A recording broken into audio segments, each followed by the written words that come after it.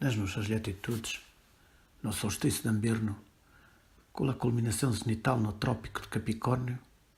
e começou o sol que se embora de vez, deixando atrás dele morte, trevas, gelo e frio.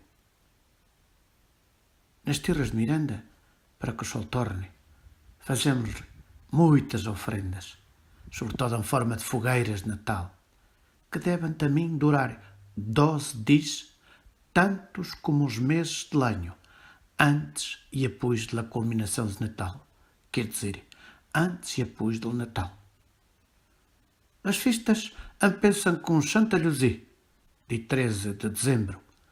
continuam pela noite do galho, dia de congelada, de 24 de dezembro, e depois dia de Natal, de 25, e depois o Santo Estevão, dia dos casados e do chocalheiro bravo de Bampusta, dia 26 de dezembro, dia de São Evangelista, dia dos solteiros, 27 de dezembro, dia de Santos Inocentes, dia dos Zanganhos e do Carotes de Constantin, 28 de dezembro, Ano Novo, e a festa da Velha de Urachana,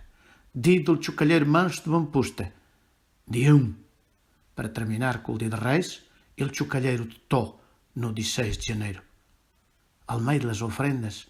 em apreciado reconhecimento, o sol deixa de se afastar e as noites começam a quedar mais pequenas. Com a volta de Lastro Rei, os dias começam a medrar, porque ao dia de Santa Luzia, munga a noite e medra ao dia, e ao dia de Natal, salto de pardal. Lastro Rei quedou saciado de ofrendas, e então torna para junto dos homens bunos e malos. E há milénios que bebemos comprovando que este sistema funciona, para que acabemos de mudar agora.